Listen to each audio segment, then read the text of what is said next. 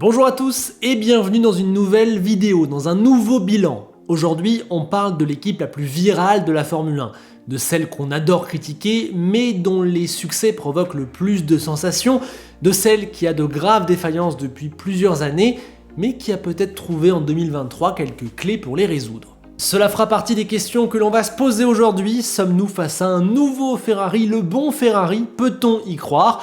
Allez, n'oublie pas de t'abonner si tu ne l'as pas encore fait et que tu veux me soutenir. Petit générique, et on est parti.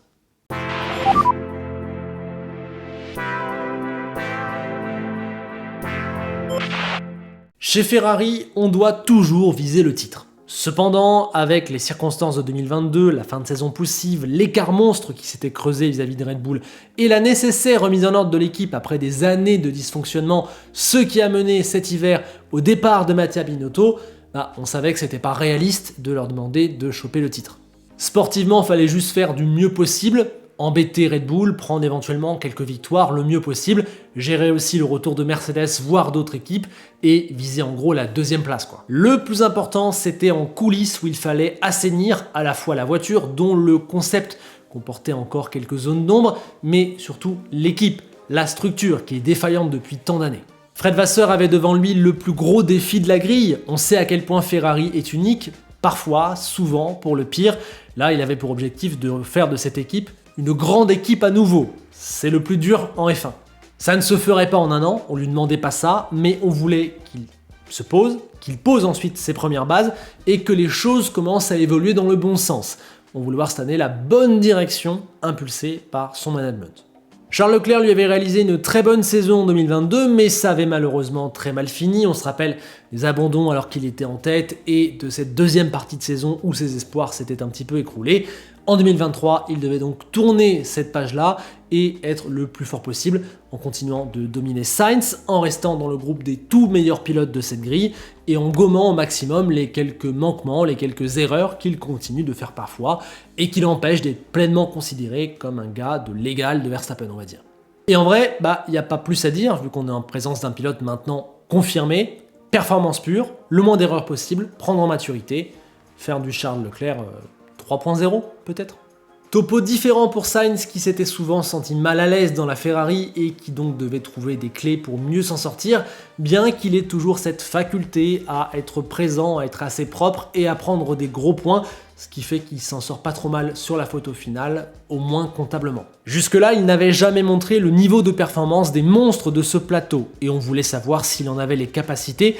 Ça commencerait par jouer yeux dans les yeux avec Leclerc. Certaines de ses qualités lui permettent de contrebalancer avec le niveau de talent pur du Monégasque. Lui a plus, on l'a dit, de régularité et peut-être un petit peu plus tactique. Mais au global, il est quasiment toujours battu au niveau de la perf pure. Tout ça allait aussi avec le fait de plus s'imposer en interne, de montrer aux gens de l'équipe que ouais, t'es vraiment fort et on peut te suivre.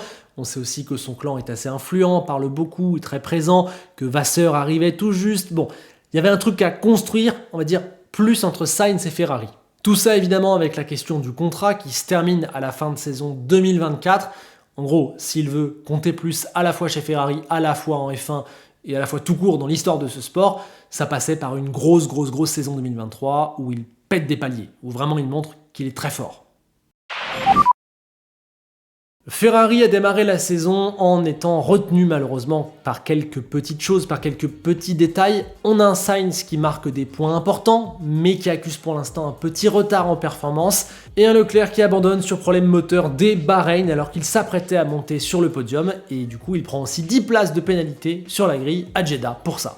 Du coup, ça ne se passe pas idéalement, d'autant plus que pour l'instant Red Bull et Aston sont devant, et à Melbourne, il va y avoir des coups du sort qui vont les plomber. Leclerc est dehors dans le premier tour après un léger contact avec Stroll, Sainz lui est 4ème, mais gâche tout au dernier départ face à Alonso.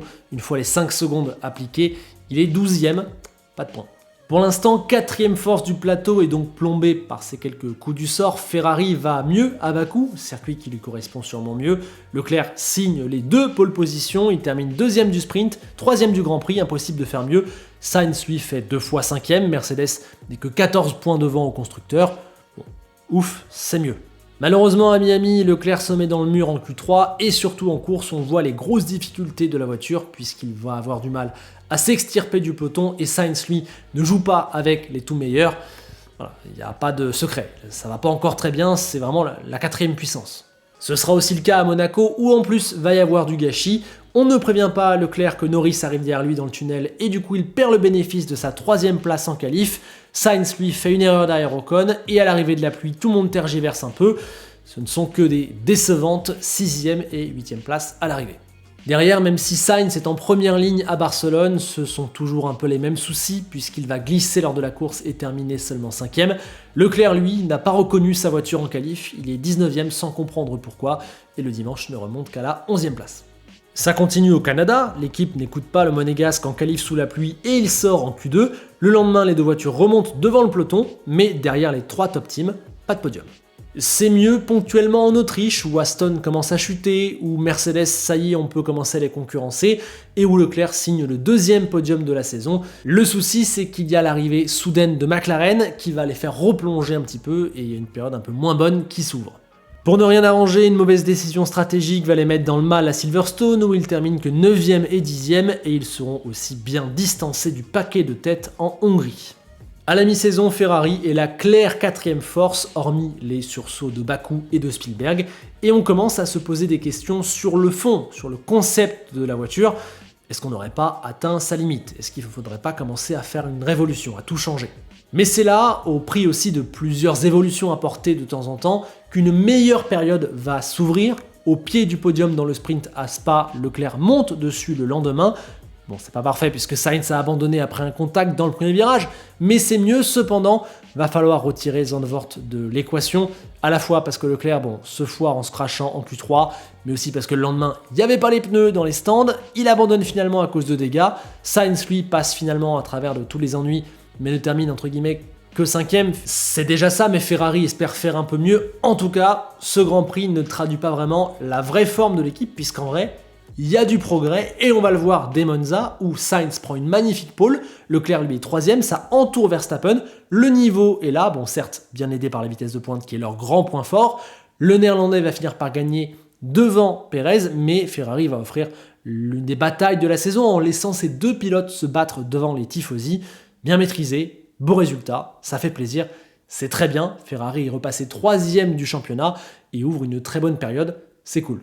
C'est à partir de là qu'ils ont vraiment commencé à exister dans cette saison 2023 en s'appuyant sur une voiture qui allait mieux et sur un Carlos Sainz en grande forme. Ce sera évidemment le cas à Singapour où Red Bull est défaillante et où Ferrari signe une nouvelle pole. Ils sont même premier et deuxième en course, puis ils sacrifient logiquement Leclerc au moment de l'arrêt au stand. Le reste, c'est Sainz qui le fait tout seul. Il défend sur Norris et les deux Mercedes, utilise la fameuse technique du DRS et va au bout. Seule victoire non Red Bull de l'année. Et c'est sa meilleure performance en carrière. On voit là un Sainz qu'on n'a jamais vu et c'est un petit peu le renouveau pour Ferrari qui va bien mieux, qui a gagné et qui joue désormais la 2e place du constructeur. La saison a décollé. Et les 7 prochains Grands Prix seront à peu près sur le même topo dans le sens où Ferrari est de retour dans les équipes qui jouent juste derrière Red Bull. La performance est clairement là, mais attention, ils auront une petite fâcheuse tendance à dégringoler toujours un petit peu en course, et puis surtout, il y a parfois des gens qui vont s'intercaler entre eux et Red Bull. C'est le cas de McLaren à Suzuka, Leclerc prend la 4e place, puis de McLaren et de Mercedes au Qatar, Leclerc prend la 5e place, tandis que Sainz, lui, ne prend même pas le départ à cause d'un souci de fuite d'essence. Les erreurs existent toujours, on va dire. Même mix d'émotions à Austin, où Leclerc prend la pole, mais ne peut ramener à l'arrivée qu'une 6e place à cause d'un rythme défaillant le dimanche pour la voiture et d'une très mauvaise stratégie, et avant d'être complètement disqualifié à cause d'un fond plat non conforme. Voilà, bon, Sainz du coup remonte à la 3e place, mais il y a clairement un goût amer. Et puis le même sentiment à Mexico, car même si les 3e et 4e places à l'arrivée sont vraiment bonnes, eh bien Leclerc partait encore en pole, et il y a eu un souci avec les pneus le dimanche, c'était pas assez performant. C'est un peu moyen, même si les résultats suivent, et là, il va y avoir un vrai coup d'arrêt du côté d'Interlagos. 5 petits points dans le sprint, mais surtout cet abandon pour Leclerc dans le tour de formation, alors qu'il partait 2e. Le système hydraulique a lâché. Sainz, lui, est seulement, entre guillemets, 6e à l'arrivée, ce qui montre qu'il y avait du retard en termes de performance. Heureusement, c'était encore moins bien chez Mercedes. Du coup, il reste toujours un petit espoir de prendre la 2e place. Encore plus quand on voit le niveau de performance à Vegas, doublé en qualif, et Leclerc aurait dû s'imposer sans la safety car. Bon, Pas grave, il nous a gratifié d'un superbe dernier tour où il a repris la deuxième place à Pérez. Sainz, lui, avait 10 places de pénalité pour changement de boîte, etc. à la suite de ce qui s'était passé avec la plaque d'égout et nous a fait un beau petit spin au départ. Il est arrivé 6e au final, dans tout ce bazar qu'il a vécu. De toute façon, on en parlera dans le bilan, mais entre 4 et 6, c'est la place de Sainz à tous les grands prix. Capable d'aller chercher moins haut, mais quasiment toujours là, avec ses défauts, avec ses réussites. Bref, en arrivant à Abu Dhabi, il n'y a plus que 4 points de retard sur Mercedes. Leclerc va faire le week-end parfait, être deuxième de bout en bout, et tout tenter à la fin, mais ça ne suffira pas. Il manquera 3 points, notamment car Sainz s'est qualifié 16e et n'est jamais remonté dans les points. Et donc voilà, à l'arrivée, Ferrari est la 3e de ce championnat, 3 longueurs derrière Mercedes, mais plus d'une centaine devant McLaren 4e. Influencé par ce qu'on a vu ces dernières semaines, la première conclusion sur la saison de Ferrari est bonne. Ils auraient dû être deuxième, on peut dire. Ils ont eu une saison bien plus complète que Aston et que McLaren. Ils ont aussi eu moins de variations et plus de certitudes que Mercedes. Voilà, il y a aussi eu une victoire, la seule hors Red Bull, ça compte. Il y a plein de positifs à tirer. La dynamique finale amène forcément un optimisme, que ce soit dans la performance ou dans l'exécution. On a vu une progression, une dynamique linéaire et claire, significative. Ferrari n'a pas été aussi saine et aussi forte depuis un moment, et en plus sur une durée qui commence à vouloir dire quelque chose. C'est surtout ça qui est positif, les nouvelles bases, la nouvelle méthode, plus posée, plus assumée, plus claire, plus réaliste. Vasseur a réussi à donner une impulsion neuve, propre. C'est bien mieux que les années précédentes là-dessus, on n'a pas eu tout le bazar de l'ère Binotto, ça s'est mis derrière, il y a enfin les prémices de quelque chose de plus sérieux, de plus sensé, un espoir d'en finir avec ces défauts qui rongent les Italiens depuis quasiment le départ de Jean Todt, quoi. Mais faisons preuve de prudence, n'oublions pas que jusqu'en Hongrie, ils n'étaient pas vraiment dans le coup, ils étaient plutôt la 4e force. N'oublions pas qu'il y a encore eu plusieurs erreurs de l'équipe et plusieurs manques de fiabilité. J'ai en tête Silverstone, Zandvoort, Monaco, Bahreïn, le Qatar, le Brésil, où il y a eu des choses qui ont laissé à désirer. Et puis n'oublions pas cet éternel défaut de conception de la voiture qui, sur l'utilisation des gommes et sur le rythme du dimanche, perd de précieux dixièmes sur ses concurrents. Ils n'ont quand même pas concrétisé beaucoup des pôles qu'ils ont fait à la fin de la saison, aucune même, à part celle de Singapour. Donc bon, ça évidemment, ça laisse un goût dommage. C'est donc encore loin d'être parfait. On est obligé de relever les bonnes choses, qui sont clairement réelles, mais voilà, les défis sportifs et structurels restent encore largement nombreux. Il y a encore énormément de zones de travail, qu'elles soient sur le côté sportif ou sur le côté interne à l'équipe. Et la F1, c'est le temps long. Il faut rester prudent parce que la fin de saison gomme quelques défauts, gomme quelques perceptions de l'image globale à mon sens. Je trouve qu'on les prend un petit peu trop beau parce qu'ils ont très bien fini sur les 2 dernières courses. Il faudrait peut-être un peu mettre de contexte là-dedans. Et on reste prudent aussi parce que c'est Ferrari, on s'est déjà emballé plusieurs fois par le passé. Les belles bases nouvelles, elles sont bonnes, clairement, mais attention, ça va prendre beaucoup plus de temps pour qu'on puisse les déclarer sortis de toute maladie. Côté pilote, j'ai trouvé le public incroyablement exigeant et critique à l'égard de Leclerc.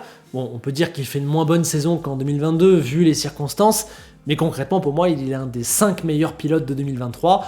Pas podium, hein, mais pas si loin au final. Les débuts, le premier tiers n'a pas été éclatant si on veut, mais bon, la Ferrari n'était pas non plus éclatante, et on se rappelle que dès Bahreïn, il doit être sur le podium, il a ce souci qui va le plomber. Après, il y a 2 grosses erreurs cette année, c'est les crashs en qualif à Zandvoort et à Miami, mais en vrai, je vois pas beaucoup d'autres grosses erreurs dans cette saison, je vois plus même. Ce qui lui fait du mal, c'est les 2 grands prix où Sainz l'a battu. C'était les 2 grands prix où il fallait pas se faire battre. Alors, on viendra nuancer en disant qu'à chaque fois, il était moins d'un dixième derrière en qualif et que c'était une période où la voiture a amélioré dans un sens qui ne lui allait pas totalement. Mais clairement, quand on a son statut, son ambition, et que Ferrari a gagné une course dans la saison, elle doit être pour lui. Ça, c'est une tâche dans sa saison, clairement. Mais pour ce qui est du reste, et de la quasi-totalité de la saison, j'ai rien à reprocher. C'est très fort, notamment la fin là. Il termine avec 3 podiums sur les 4 dernières courses, ça aurait sûrement été 4 sur 4 sans la dinguerie du Brésil. Il bat Sainz 9-1 en qualif depuis Singapour, il éclabousse même de son talent. Bref, il a été le meilleur pilote Ferrari 90% des week-ends, il aurait dû avoir plus de points, il signe 6 pôles en qualif, exercice dans lequel il est vraiment phénoménal, la plupart du temps, il ne peut pas vraiment faire mieux en course. Franchement, c'est top, hein. Oui, on constate encore quelques manquements, quelques moments où dans le creux des courses, il ne pèse peut-être pas assez. Voilà, ok, mais franchement, quand je fais le détail total de la saison, je vois quasiment rien à redire. Et sur la grille actuelle, qui je mets devant? Très peu de pilotes. Verstappen, oui, forcément, mais les contextes sont aussi très, très différents. Bref, pour conclure, je trouve sa saison largement réussie au final, largement réussie. Sainz, lui, m'a un peu laissé sur ma faim en termes de rythme pur, car hormis deux courses, il a toujours été battu et un peu décevant. En vrai, si on enlève Monza et Singapour, qu'est-ce qui lui reste en 2023? Rien de marquant en vrai. Il est toujours très fort pour prendre les points et être régulier, ce qui lui permet d'émerger toujours fortement au classement et de tenir la comparaison comptable avec Leclerc. Voilà, Sainz, je l'ai dit tout à l'heure, c'est un pilote, il fera toujours entre 4 et 6. Mais pour aller chercher plus haut, ça galère un petit peu. Il a aussi une faculté pour être malin, que ce soit dans les mots ou dans l'utilisation de la voiture et des coups du sort éventuels qui peuvent se produire en course. Ça, c'est pas mal, mais voilà, dans le niveau de performance globale, il en manque pour faire partie des tout meilleurs. Et c'était encore le cas cette année. On peut reprendre tous ces résultats, tous ces grands prix. C'est bien, toujours, mais il n'y a pas le petit truc. Alors ce truc, il nous a surpris en l'ayant à Monza et à Singapour. Il a montré ce visage du top pilote qu'on ne lui prêtait pas, en tout cas pour mon cas. Attention, voilà, faut aussi dire que c'était consécutif à une voiture qui a très bien marché à ce moment-là dans son style, à Red Bull qui a disparu à Singapour, à aussi Leclerc qui n'était finalement qu'un dixième derrière, il n'était qu'un cheveu devant. Bon, je ne lui enlève rien sur ces courses-là, mais mettons du contexte, et surtout ce qui dérange, c'est que derrière, il n'a absolument pas été capable de confirmer. La fin de saison, elle est correcte sans plus au mieux, et il y a même quelques bêtises, quelques trous d'air. Il s'est fait un peu battre, largement, clairement. Ne pas avoir confirmé à ce point est pour moi un aveu de son vrai niveau. Il a peut-être plus de régularité, plus de tactique que certains pilotes, mais dans le fond, il n'a pas ce truc qui le mettrait dans tous les hauts pilotes de la grille. Mais en vrai, je suis ni surpris, ni déçu. En fait, Sainz, il termine la saison en étant entre le 7e et le 10e meilleur pilote, en ramenant énormément de points parce qu'il est fiable, parce qu'il est régulier. En vrai, c'est parfait pour Ferrari, c'est le parfait complément, c'est génial, c'est exactement ça qu'on veut, c'est exactement ça qu'on pense de lui. Paradoxalement, il a confirmé cette saison à la fois ses limites pour le très très haut niveau et aussi les très bonnes choses qu'il apporte à Ferrari et pourquoi il est quasi essentiel aujourd'hui à cette équipe. Donc voilà, il a fait plus ou moins au final la saison qu'on attendait et qu'on demandait, Monza et Singapour en plus, et quelques bêtises quand même en moins, si on peut dire.